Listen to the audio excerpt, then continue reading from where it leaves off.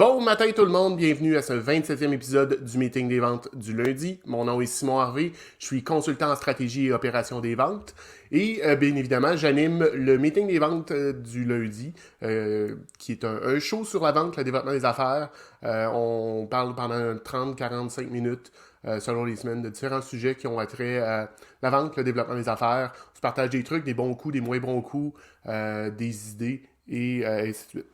Donc, si c'est la première fois que vous joignez à nous, ben, bienvenue. C'est un show assez relax. Le principe est simple. Comme je disais, on se rencontre le lundi, on discute de vente, de développement des affaires. Si vous avez des questions, commentaires, insultes ou injures, je vous invite à le faire soit via le chat sur les différentes plateformes ou par courriel à info@commercialnomisco.ca. La semaine dernière, c'était un show de retour après une semaine de pause. On a jasé du choix du chef, où est-ce que j'avais malheureusement oublié mon superbe chapeau de chef. Mais on a parlé de différents sujets. Je vais vous laisser, je les ai oubliés malheureusement. C'est des choses qui m'arrivent. Mais on a parlé là, d'ailleurs de séquences et de cadences. Cette semaine, on reçoit, comme vous le savez, à tous les 3 épisodes, donc à tous les divisibles par 3, je reçois un ou une invité. Et cette semaine, on reçoit Axel Darcy, que je vais tout de suite embarquer dans le show. Donc, bonjour Axel. Bonjour Simon, bonjour à tous. Comment ça va? Bah écoute, super, je suis contente de démarrer la semaine avec toi. Ben, on est très content de t'avoir avec nous. Axel, pour ceux qui n'auraient pas reconnu à ton accent, tu es française. Oui, c'est son temps, je pense. Puis, écoute, pour les gens, t'es originaire de où exactement en France? Alors moi, je suis de France et plus précisément de Lille, donc c'est le nord de la France, près de la Belgique. Ah, d'accord, d'accord. Et t'es ici depuis? Eh ben, ça va faire 7 mois Oh, exactement. Je suis ok, arrivée en pleine pandémie. d'accord. Donc t'es arrivé quelque part en novembre, si mes calculs sont bons? Exactement, ouais, très bon Ok, calcul en novembre. d'accord. Donc, en plus de faire un move quand même important, je veux dire déménager de pays, on va appeler ça se déraciner, en pleine pandémie, t'as fait ça juste avant l'hiver. Donc, tu sais, moi j'ai 3 lettres qui me viennent en tête, là. C'est WTF. Euh, je comprends pas. Bah écoute, en fait, assez simplement, c'est une envie qu'on avait avec mon petit copain depuis longtemps. On voulait venir découvrir le Canada. Alors, on connaissait tous les deux. Lui avait cette envie de partir dans le Grand Nord. Et puis, moi, j'avais envie de repartir à l'étranger, puisque j'ai vécu à Londres aussi dans le cadre de mes études pendant Mhm, 2 ans. Et en fait, via ma cousine, j'ai eu l'opportunité d'échanger avec mon manager actuel. Et puis, il s'est avéré qu'on a eu un premier échange qui a été hyper concluant et très vite ça s'est fait. Et puis finalement, j'avais une petite contrainte qui était d'avoir l'obtention d'un permis vacances-travail et finalement à l'époque, le processus avait été un peu déverrouillé et puis c'était une fois que tu avais un contrat de travail signé, tu avais l'opportunité de pouvoir ok. venir avant. Alors qu'avant, c'est sur tirage au sort. Donc c'est comme ça que je suis arrivée. Un peu par hasard et puis finalement assez simplement pendant la pandémie. Donc me voilà depuis 7 mois ici dans cette belle région. Et écoute, relativement, là, c'est relativement récent. Donc, ton feedback, comment tu trouves ça jusqu'à maintenant? L'acclimatation, c'est ça. Comment tu trouves ça être installé à Montréal depuis 7 mois? Eh ben écoute, alors ma première crainte forcément, je vais pas le cacher, c'était l'arrivée en plein début de l'hiver. Forcément, ça a été une petite Mhm, appréhension, mais finalement j'ai découvert une saison où je me suis éclatée. J'ai découvert les sports d'hiver et puis après j'ai surtout découvert quand même le milieu professionnel québécois, on va dire, et un petit peu. Tu vois, les différences un peu que je pouvais voir entre, mhm, principalement la France et le Québec, c'est que je pense que déjà les gens sont plus cool. C'est peut-être cliché de dire ça, mais plus cool et je pense que les relations sont plus directes, beaucoup moins hiérarchiques, ça c'est OK. certain. Moi je fais partie d'une entreprise, ici on est, une vingtaine. Auparavant, je l'ai peut-être pas expliqué, ce que je faisais, c'est que j'ai été, pendant quasiment 8 ans, dans une multinationale, donc en prestation de services informatiques. OK. Donc forcément, déjà, la taille des entreprises, comparativement, c'était pas possible. Mais c'est vrai qu'en France, d'une manière générale, je pense un peu plus en Europe, on est un peu plus basé sur la hiérarchie. Donc à chaque fois, ça implique des cycles de validation des décision un peu plus longs, alors que j'ai l'impression qu'au Québec, les choses sont plus faciles, d'autant qu'on fait plus confiance. Donc les gens sont plus autonomes et donc plus indépendants aussi. OK. Et ça, c'est quelque chose que j'ai constaté aussi par rapport à... Donc avant, j'étais dans responsable de compte. Je le suis toujours un petit peu aujourd'hui et c'est vrai que dans la façon d'interagir avec les clients, ça se ressent aussi. C'est-à-dire que tu as plus de liberté aussi avec tes clients.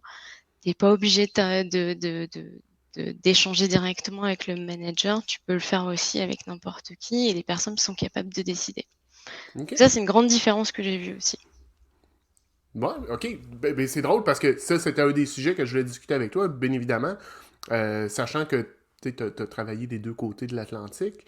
Donc, si je comprends, c'est le côté. Il y a un côté très protocolaire en France qu'on ne retrouve pas nécessairement ici. Alors, je ne sais pas si c'est protocolaire, mais c'est vrai que la façon dont... Enfin, ce qu'il faut comprendre, c'est que je pense qu'en France et dans pas mal de pays, notamment par exemple l'Allemagne, ce qui n'est pas le cas par exemple en Angleterre, mais en France et en Allemagne, ce qu'on va beaucoup énormément valoriser, c'est le diplôme. Mhm. Tandis que j'ai l'impression que quand moi j'étais en Angleterre ou même ici, ce qu'on va valoriser, c'est les compétences de la personne, sa motivation, etc. Et ça, c'est un facteur quand même qui est complètement différent des deux côtés. Et ça veut dire quoi? C'est que je pense, c'est ce que j'ai vu à Montréal, c'est qu'on donne beaucoup plus de la chance à la personne parce qu'on croit en elle, parce qu'on a commencé à lui faire confiance, alors qu'en France, c'est vraiment, il faut qu'on voit ton CV. Et si ton CV et notamment tes diplômes correspondent à la recherche, et ben là, on va commencer à s'intéresser à toi. Alors, je sais OK. pas si c'est une perception, mais je pense que c'est quand même un peu avéré. OK. Puis ça, c'est tant en affaires que quand tu cherches un emploi ou. Ça, c'est Euh, véridique. Quand tu cherches un emploi directement, déjà aussi, je pense qu'on va énormément valoriser ton réseau et notamment ton réseau étudiant. Donc ça va marcher comme ça. OK. Et puis, dès que tu vas soumettre un CV, les recruteurs vont avoir une grille quand même assez détaillée de quelle université, quelle école de commerce ils ont fait et auquel cas, est-ce que ça correspond aux attentes qu'on a de la personne. OK. Et donc, ça veut dire quoi? Ça veut dire que aussi, tu peux être confronté à des personnes qui, voilà, il faut un petit peu faire partie du même cercle d'université pour pouvoir échanger. Mais ça, je pense que c'est un peu partout, mais c'est vrai que d'un point de vue recrutement, ça se ressent énormément. OK. On a Guy Bernadet qui dit: Je confirme la lourdeur de la hiérarchie et la rigidité dans les rapports interpersonnels au travail, en tout cas. Et il continue en disant: Je confirme sur la survalorisation des diplômes en France versus au Québec. Guy étant un expatrié aussi, qui, juste comme ça, là, si tu le connais pas, je t'invite à connecter avec lui. D'autant plus qu'il y a un accent particulier, Guy. Donc, Ah, ça fait tellement longtemps qu'il. Pour le Québec, il sonne encore français, mais en France, il sonne québécois. Donc, je t'invite à connecter avec lui. Puis c'est sûr qu'au niveau de vos expériences, vous allez avoir des choses à échanger. Euh, donc là, on a passé un petit peu sur les différences. Tu nous as brièvement exposé que tu étais allé à Londres. Tu étais allé là dans le cadre de. dans le cadre de mes études, en fait, j'ai fait 5 ans d'études, dont 2 à l'étranger, puisque j'avais l'envie d'avoir un double diplôme. Et donc, je suis partie 2 ans à Londres, et donc 1 an et demi en échange universitaire et quasiment 8 mois en stage. Et en stage dans une entreprise française, mais avec son siège à Londres, et donc OK. avec... moi, j'étais au sein du marketing international. Donc encore une fois, tu vois, le multiculturalisme, ça aussi, j'y ai été confrontée et c'était Mhm. hyper... C'était le fun pour le coup, parce que tu bossais avec des Scandinaves, des Allemands, des Italiens, des Grecs, etc. Et donc, tu vois, ce multiculturalisme, je le retrouvais à chaque fois. Tu n'interagis pas de la même manière avec un Allemand et, par exemple, un Italien. Ah non? OK. Pourquoi Un donc? Allemand, il faut respecter l'agenda quand tu es en rencontre, les objectifs, et il faut vraiment se concentrer sur le cœur de l'objectif et vraiment l'atteindre à la fin. Tandis qu'un Italien, je pense que ce que tu peux retrouver aussi dans la culture un peu française, c'est il faut amener un peu de personnel, il faut un petit peu prendre connaissance de chacun. Et c'est aussi quelque chose que tu retrouves dans le développement des affaires. Mhm. Ça, c'est certain, c'est que quand tu es en France, et moi, quand je gérais mes clients, il faut aussi tisser une relation basée aussi sur des connaissances un peu personnelles de la personne, notamment, bah, voilà, est-ce qu'elle a une famille, est-ce que son week-end s'est bien passé, etc. Et ça fait partie aussi de comment je construis ma relation commerciale avec mon client. OK. Ce qu'on Tandis appelle qu'un ici, dans le Allemand, fond, un Allemand, il s'en fiche. il y a, un Allemand, il n'y a pas de small talk avant la rencontre. C'est direct au point. Là. Donc, on s'assoit. On a telle chose à jaser ce matin. On parle de ça, puis c'est fait. Tandis qu'en France, on va prendre un 5-10 minutes avant la rencontre, avant d'embarquer dans le cœur du sujet. C'est ça que je comprends? Ah ouais, mais complètement, complètement. Puis moi, j'avais bossé aussi avec des Belges et des Marocains. Et pareil, c'était les Belges qui tendent plus vers le côté germanique, justement, et les Marocains qui sont plus vraiment dans, voilà, j'arrive en retard, mais c'est pas grave, on va Ouais. jaser à la machine à café, etc. Donc oui, c'est ça aussi que je suis venue rechercher en venant à Montréal, c'est aussi de me retrouver confrontée justement à des différences culturelles qui font que tu t'apprends sur toi-même et puis tu apprends aussi à t'adapter. C'est pas uniquement je vais aller vendre un produit, je vais aller comprendre comment la personne, c'est quoi son cadre un peu de référence, tu vois?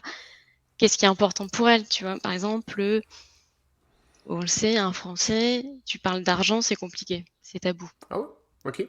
Ouais, tu vois? En plus, d'autant plus quand tu es dans un rôle commercial, responsable de compte.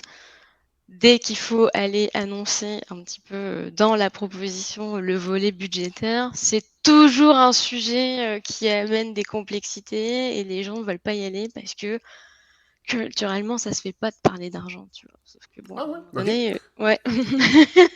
Ben, je suis curieux de t'entendre là-dessus. Ouais, ouais, quand tu fais ouais, ouais, moi je me souviens, quand j'arrivais face à un client, on me disait: «Bah, le volet financier, c'est toi qui vas en parler». Je dis: «Bah, on l'a travaillé ensemble, vous connaissez l'histoire, la rentabilité et cetera». Et ouais, en France, c'est très compliqué. C'est toujours très compliqué. On ne parle pas de son salaire, on parle pas, personne ne parle jamais de son salaire parce que c'est tabou, de demander de l'argent, demander un surplus à un client, il faut pas le faire et cetera. Donc c'est toujours un peu compliqué alors que j'ai l'impression ici, c'est quand même moins ça fait moins débat. Ben, Je sais pas si tu me écoute, confirmes, Simon? ben, écoute, j'ai pas été en France, donc je sais pas comment ça se passe, mais ici, on entend souvent, puis on lit souvent euh, le, le- je dirais la problématique que les Québécois ont vis-à-vis l'argent, vis-à-vis, tu sais, parler de salaire, parler d'argent, je dirais même comment je pourrais appeler ça, l'intelligence économique fait parfois défaut. Là. On a des fois des décisions. Quand tu sais que le Québec est une des sociétés qui a le plus d'assurance au monde, on se surassure. Fait que t'achètes un truc à 400$ puis tu vas acheter une assurance de 200 dessus. Écoute, il y a des choses comme ça que je comprends pas. Mais là, t'es rendu ici depuis 7 mois, depuis le mois de novembre, comme tu nous disais tout à l'heure. Tu fais quoi? C'est quoi Oui. ton travail? Ben, l'entreprise puis le travail que tu fais. Alors moi, je travaille chez Heidi. Donc Heidi, c'est, en fait, on développe un logiciel donc destiné aux donneurs d'ouvrage. OK? Donneurs d'ouvrage construction, donc pour qu'ils puissent gérer leurs projets dans notre plateforme. Et moi, par rapport à Heidi, je suis chargée de projet pour les grands comptes. Et concrètement, ça veut dire quoi? Concrètement, ça veut dire que moi, principalement, mes gros clients, ça va être des municipalités. Donc, il y en a une que vous pouvez connaître puisque c'est la ville de Montréal, donc c'est qui fait partie de mes clients. OK? Et puis, on va justement les accompagner sur la mise en place de cet outil dans leur écosystème informatique. Et puis, la force de notre outil, c'est de consolider l'ensemble des informations. Donc aussi, bien sûr, c'est quoi la portée de mon projet, c'est quoi ses objectifs, c'est quoi son budget, la gestion contractuelle. Donc tout ça en une seule et même place, on arrive à, voilà, à consolider l'ensemble des informations. Donc plutôt utile quand on fait de la gestion de projet en construction, où on a quand même des millions et des millions de dollars à surveiller. Hein. Donc voilà, c'est notre force. OK. Revenir juste un petit peu en arrière, j'ai Ariane Forget, ma dernière invitée, avant toi, qui disait ici, c'est plus le nez pour un petit pain comme façon de penser. Donc, puis, écoute, tu vois qu'Ariane est habituée de faire du podcast, tout ça. La question que j'allais te poser, des entreprises, à partir de combien d'employés vous faites affaire?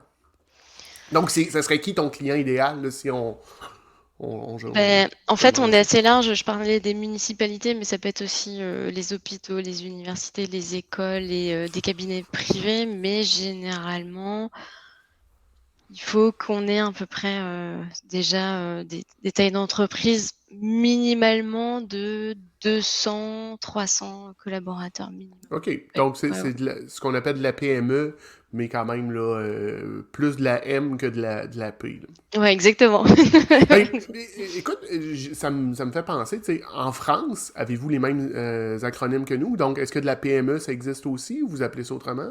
Si, PME, si, en fait, t'as vraiment start-up, hein, Ouais. où c'est vraiment de 0 à 5, et puis après, de 5 à 50, je pense que tu es considéré. En fait, tu as plusieurs paliers, mais je pense que c'est de 5 à 50, de 50 à 100, tu es considéré comme PME, et après, tu passes à l'étape Mais vous suivante. utilisez quand même Parce que le langage des affaires, tu sais, on a parlé des différences, mais est-ce que le langage des affaires est pareil? Alors, c'est marrant parce que tu vois, j'ai utilisé le mot start-up. Ça, c'est un point que je voulais amener quand même, ce qui est assez rigolo, c'est qu'en France, on utilise énormément de vocabulaire anglais, Mhm. sauf qu'on est nul en anglais. OK. Mais ça veut dire quoi, conséquence de ça? C'est qu'en fait, tu te retrouves. Donc, oui, on a les mêmes terminologies, sauf qu'en fait, on les utilise en anglais. Et j'ai été confrontée à un nombre de fois incalculable où aussi bien mes collègues que mes clients utilisaient des mots, mais ils savaient pas ce que ça voulait dire, en fait. Oh. Ouais, si tu creusais un petit peu, finalement, ça ne restait qu'un vocabulaire un peu de surface où tu utilisais un petit peu des mots-clés parce que ça avait Ouais. l'air de bien sonner, et finalement, les gens comprennent pas. Et donc, en fait, il y a ce, cette création un peu de décalage parfois où tu as un attendu qui est pas le même parce que tu ne sais pas de quoi tu parles finalement. Mais le OK. vocabulaire est le même. Mais ceci dit, c'est aussi quelque chose que j'ai constaté, c'est que oui, on parle la même langue, le français, mais on va pas toujours l'utiliser de la même manière non plus, tu vois. C'est pas parce que on parle la même langue que culturellement on est identique. Et ça, c'est ça qui rend aussi Mhm. l'expérience enrichissante. Ouais, tout à fait, parce que euh, demeure que le Québec étant, on est quoi, 8,5, pas tout à fait 9 millions, dans une mer de 300, on va dire 360 millions d'anglophones. C'est sûr que notre français va être différent, puis on va l'utiliser différemment. Mais c'est quand même intéressant de noter que en France, il y a beaucoup de termes anglophones, mais sans compréhension.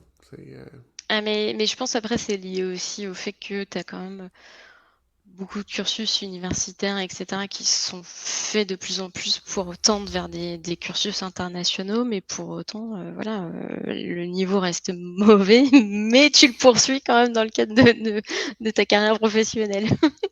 OK. Puis, toi, est-ce que tu as besoin, dans ce que tu fais aujourd'hui, tes clients, est-ce qu'ils sont hors Québec ou c'est que au Québec? Non, non, non, on a vraiment, enfin, on a cette volonté d'aller vraiment chercher des clients qui soient québécois. Ça, c'est important pour nous parce qu'on s'est construit à Montréal et on souhaite poursuivre dans cette dynamique de développement justement québécois. Ceci dit, on commence aussi voilà, à se confronter au marché américain. OK. Donc, on a un client américain, mais c'est pas le cœur nos affaires en fait. On cherche vraiment à avoir cette implantation québécoise. Et dernièrement, d'ailleurs, il y a un client qui nous a dit on est fiers de travailler avec vous parce que vous êtes une entreprise québécoise. Et ça, Mhm. c'est quelque chose qui a vachement résonné en moi parce que je me suis dit avant, jamais un client m'aurait fait la remarque de on est français, on bosse avec des Français. C'est pas du tout ancré en fait. Ah non? Il n'y a pas ce côté-là de, je vais appeler ça chauvinisme ou de protectionnisme, de dire j'aime mieux travailler avec des gens de France. Je pense que c'est aussi lié au fait que, tu vois, moi, je travaillais dans l'informatique et je pense que l'informatique, c'est aussi un domaine d'affaires où de plus en plus les clients ont tendance à se dire un développement, ça reste du développement. Donc, qu'il soit fait en France ou en Inde, peu importe. Moi, je veux que ça soit fait. Tu vois, il n'y a pas ce jeu. Mhm. Peut-être pas autant, mais après, peut-être aussi, ça dépend des activités. OK. OK. Ben, tu sais, parce que ici, on l'entend, puis on le voit souvent, là, que à prix égal ou même avec un léger premium, on va aller vers une entreprise du Québec plutôt qu'une entreprise du Nouveau-Brunswick ou de l'Ontario, avant même, puis on n'a pas parlé des Américains, donc... Mais ça, OK. je trouve ça vraiment bien de valoriser le marché local, tu vois, les entreprises qui se sont construites localement et qui cherchent à justement travailler entre elles. Et ça, c'est quelque chose dont j'avais pas conscience avant. Et pour le coup, je me dis, bah oui, aussi, c'est ça. C'est pas, pour moi, c'est pas du protectionnisme aussi, c'est juste du libéralisme, capitalisme, j'en sais rien. Mais OK. en tout cas, ouais, ouais. Donc, le genre d'écosystème d'affaires à Montréal t'a surpris. C'est ça que je comprends? Oui, ouais, ouais, complètement, mais en bien, vraiment en Ouais? bien, en me disant, ouais, ouais, on cherche pas à délocaliser, on cherche pas à faire affaire avec la plus grosse entreprise, non, on cherche à faire du local. OK. C'est quand même intéressant. Tu sais. Puis, pour quelqu'un comme moi qui est né au Québec, qui a vécu ça toute sa vie, puis un paquet de gens qui nous écoutent, c'est surprenant parce que, tu sais, de voir que toi, arrivant de l'extérieur, tu te dis, OK, l'écosystème d'affaires au Québec est en santé, puis c'est bien de vouloir s'entraider. Euh, J'avais une autre question qui était, puis je l'ai oubliée, je m'excuse. Euh, Ça m'a complètement sorti de la tête.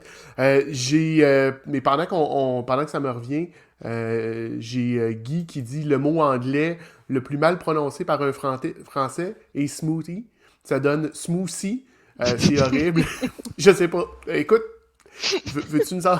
Non, mais toi, tu parles anglais, donc c'est moins... Oui, je le parle beaucoup moins, puis après, moi, je l'ai beaucoup pratiqué aussi avec des Indiens, tu vois. C'est là aussi où c'était intéressant de confronter une culture plutôt européenne avec une culture indienne, même si tu fais partie de la même organisation. C'était intéressant aussi, tu vois. Je sais pas si, tu vois, en France, on a tendance à vouloir, dès qu'il y a un processus de décision, c'est plus on remonte et puis on essaye d'aller chercher le responsable. Je pense que voilà, en Inde, c'était plus inversé où il fallait tout de suite aller voir le responsable pour que ça soit vraiment propagé en dessous. Je, je sais pas trop ici. Je sais pas, tiens, Simon, tu peux me dire, est-ce que tu as l'impression que Ben, en fait, ça dépend. La réponse plate, c'est ça dépend. Ça dépend de ce que tu essaies d'obtenir. Je te dirais, en vente, moi, ce que je recommande, en vente, développement des affaires, je recommande souvent d'aller le plus haut possible. Justement parce que si tu as le OK du président pour... c'est beaucoup plus facile après ça de le faire accepter dans le reste de l'organisation que si, je sais pas, c'est le directeur TI qui lui doit le vendre au VPTI, qui lui doit le vendre au président, ben tu as trois personnes qui vont le vendre. Puis si t'es pas impliqué dans le processus, ben ton message se rendra pas de façon optimale Mais au tu sais, c'est ce décideur que final. c'est ce que tu disais aussi tout à l'heure, tu vois, on parlait de différence de développement d'affaires. À un moment aussi, tu as des mécaniques qui restent les mêmes, quoi qu'il arrive, peu Mhm. importe le pays, etc. Ce que tu décris là, clairement, c'est une des premières choses qu'on t'apprend, c'est-à-dire qu'il faut que tu saches identifier qui Le va pro- décider à la fin, tu vois, peu importe le produit que tu vends, ton activité et encore même ta culture ou ton pays, tu vois. Les mécaniques restent les mêmes pour moi. OK. Ben, c'est quand même particulier de voir ça.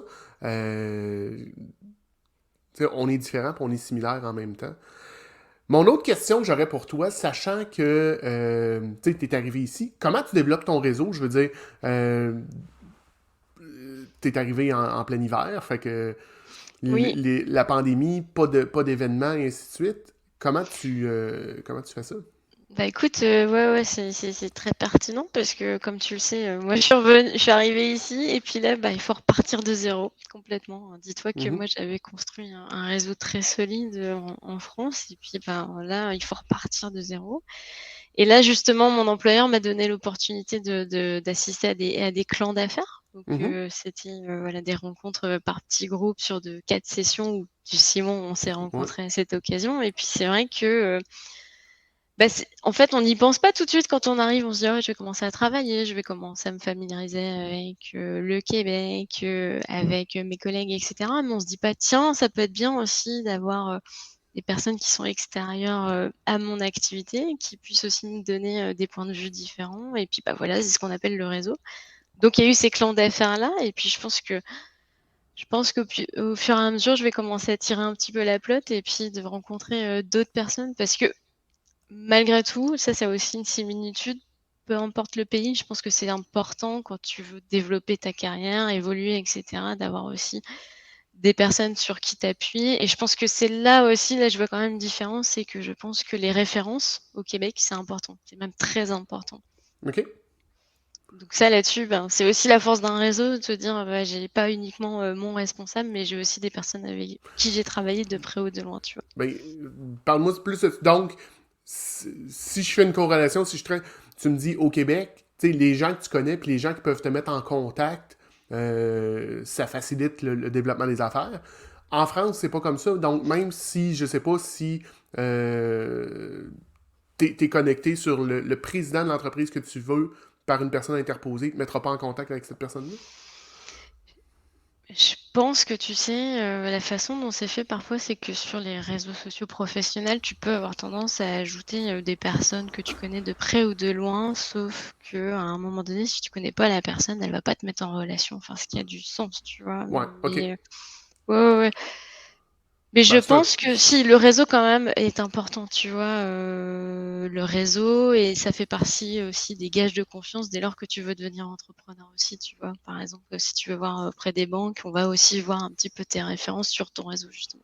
OK. Mais tu sais, je te dirais, c'est un peu comme ça ici aussi, là. Bah oui, je pense, ouais. Sur LinkedIn, par exemple, tu sais, on ajoute tous des gens. Il y en a qu'on est proche, puis tu sais, on connaît bien. Mais moi, ça m'arrive des fois de dire, hey, tu me mettrais ça en contact avec telle personne? Écoute, je la connais à peu près pas. Puis toi, je te connais pas non plus. Puis c'est un peu Mais difficile. oui, C'est un peu. Puis moi, j'ai tendance, tu sais, j'ai déjà eu la discussion souvent avec Dave Cameron sur l'importance du réseau, puis le fait que c'est un actif, ton réseau. Tu sais, que tu dois le travailler, puis tu dois en prendre soin parce que c'est une grosse richesse pour, tu sais, pour nous comme personnes, mais pour nos entreprises aussi. mais ça, c'est un bon point, hein, Simon. C'est quelque chose que j'avais pas soupçonné avant de partir. Et c'est vrai que quand on te retire un acquis, entre guillemets, tu dis, ah ouais, ouais, ouais, en fait, c'était quand même une force que j'avais de pouvoir solliciter n'importe qui, n'importe quand, entre guillemets, parce que c'était des gens que j'avais côtoyés dans le cadre de mes projets, mes clients, et cetera. Donc c'est vrai que bah, il faut relancer la machine, mais c'est pour un bien aussi, tu vois. Mhm. Mm. Ouais, ben, en fait, tu vas avoir ton réseau va être doublé parce que les gens que tu as connus en Europe sont pas disparus. Là. Je veux dire, ils existent encore et tu peux encore les solliciter.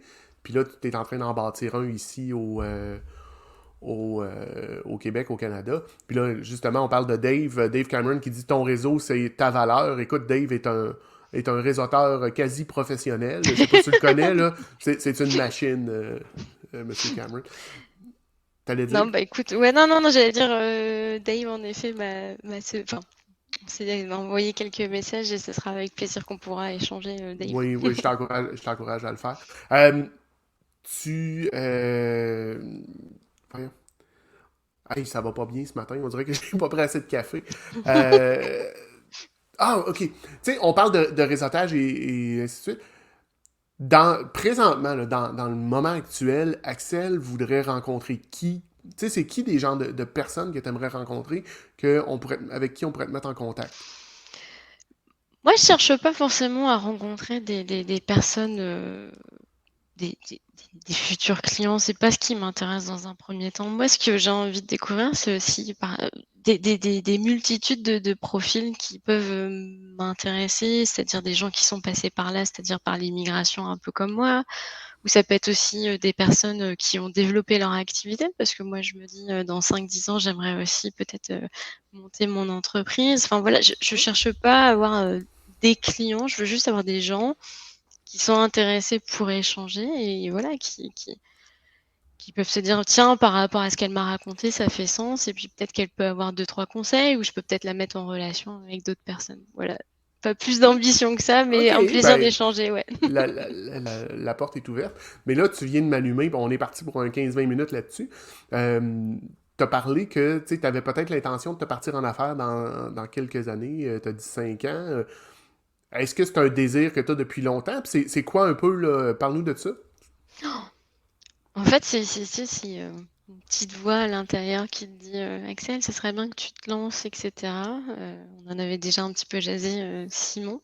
Mhm. Mais aucune idée de ce que j'aimerais faire, tu vois. C'est pas parce que j'ai une expérience dans la gestion de projet, plus dans l'informatique, que je me dis il faudrait que je me lance là-dedans. Au contraire, je me dis laisse-toi le temps de la réflexion et puis essaye de t'entourer justement de personnes qui peuvent t'ouvrir les yeux, te guider un petit peu pour que tu puisses mûrir un peu ton idée.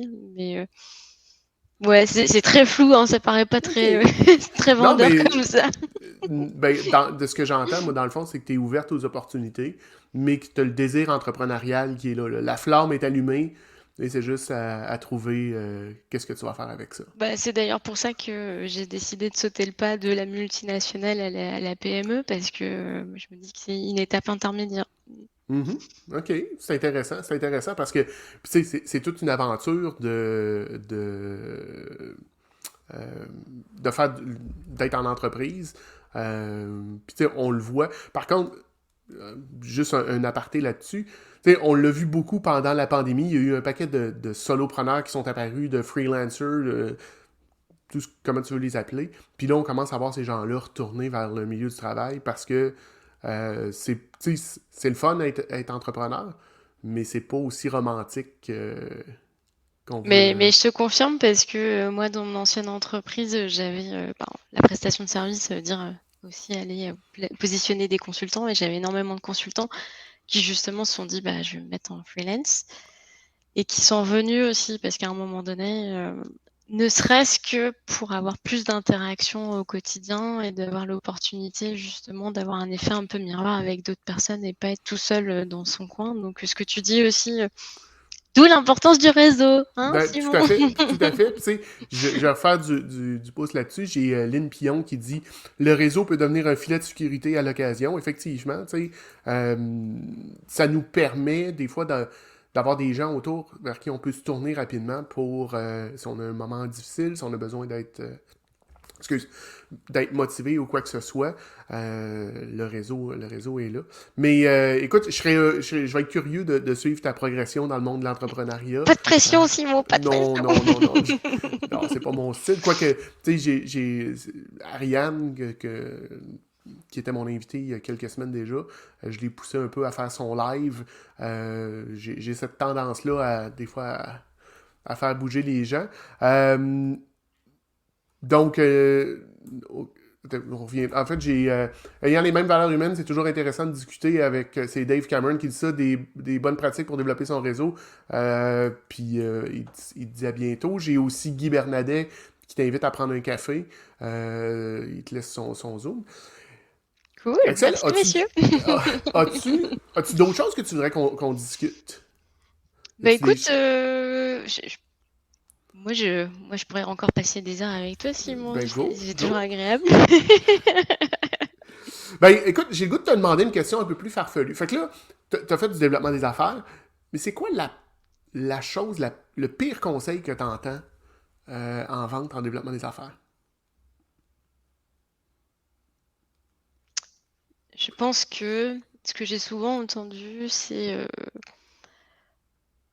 on est les meilleurs et en fait, ils achèteront notre nom. En fait. Et OK? sous-entendu, on ne cherche pas à comprendre ce que veulent les clients et de voir vraiment ce dont ils ont besoin et comment notre offre commerciale va faire du sens.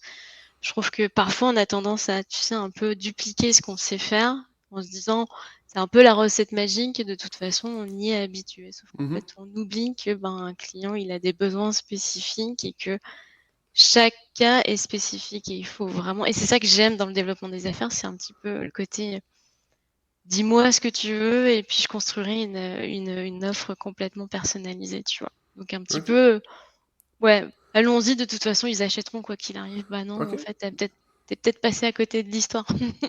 Donc, d'être, puis là, je vais utiliser un terme anglophone, là, mais un peu trop cocky, puis de pas vraiment se préoccuper, Et je l'ai alors que trop c'est. vu parfois, pas ici, hein, mais je l'ai trop vu de se Ah dire ouais? de toute façon, quoi qu'il arrive, on a des propositions sur étagère, on va leur présenter et puis ça fera mouche. Et bah, t'as envie de dire, bah non, ça marche pas comme ça. Puis, selon toi, c'est la taille du marché, c'est comment je dirais, c'est la culture qui fait ça ou c'est... Je pense que c'était plutôt là, c'était lié à un peu la culture de l'entreprise. Hein. C'est qui n'est OK. pas la mienne ici, mais c'était plutôt de dire on est les meilleurs et de toute façon ils achèteront le meilleur. Bah en fait non, des fois il faut peut-être être un peu plus local et peut-être un peu plus dans le granulaire plutôt que de faire un petit peu offre paillettes. OK, c'est good. Écoute, Axel, ça fait un peu le tour de ce que j'avais pour aujourd'hui. Là, tu as déjà des invitations sur la table pour prendre des cafés, mais les gens qui voudraient te jaser, te parler, c'est quoi la meilleure façon de rentrer en contact avec toi? Bah, sur les réseaux, hein, sur LinkedIn. OK. Oui, t'as vu passer le commentaire de Diane puis Guy, là. Ouais, C'est avec grand effectivement. plaisir, oui, oui. Donc, de te chercher, puis Axel Darcy, il doit pas en avoir. Il y en a pas plusieurs sur LinkedIn, je crois pas. Surtout Je viens de basé à plus Montréal. Non, c'est ça. On, C'est- on vient vraiment de filtrer beaucoup. Écoute, ça a été super agréable de te parler, Axel. Bah pareil, Merci, Simon. merci d'avoir accepté mon invitation. Puis on se dit à la prochaine. Merci, bonne semaine Bye. tout le monde. Bye bye Simon. Donc, c'était Axel Darcy de ID. Axel, comme on en a parlé, est arrivé de France il y a 7 mois pour passer l'hiver ici. En fait, elle vient s'installer, mais est arrivée juste au début de l'hiver. On a jasé de vente, de développement des affaires, de l'importance du réseau, des différences entre le développement des affaires en France et ici au Québec, au Canada. Donc, c'est de ça qu'on a parlé cette semaine. Si vous avez, aujourd'hui, je vais prendre le temps de relire vos commentaires, répondre à vos questions. Si vous avez des commentaires, insultes, injures ou des idées de show, je vous invite à communiquer avec moi à info@nomisco.ca. Vous pouvez aussi communiquer avec moi, bien évidemment, par LinkedIn. Simon Harvey sur LinkedIn, c'est grosso modo une caricature de mon visage sur un fond orange, vous ne pouvez pas me manquer. Vous pouvez aussi vous booker directement dans mon Calendly à calendly.com/nomisco. Le show est aussi disponible en podcast, donc sur Apple Podcasts, Google Podcasts, Spotify et un paquet d'autres. Vous avez juste à le trouver là-dessus. Disponible en rediffusion sur LinkedIn, sur YouTube et sur Facebook aussi. Ça fait le tour de cette semaine. Je vous souhaite une bonne semaine, des bonnes ventes et on se revoit la semaine prochaine pour le 28e épisode. Bonne journée tout le monde!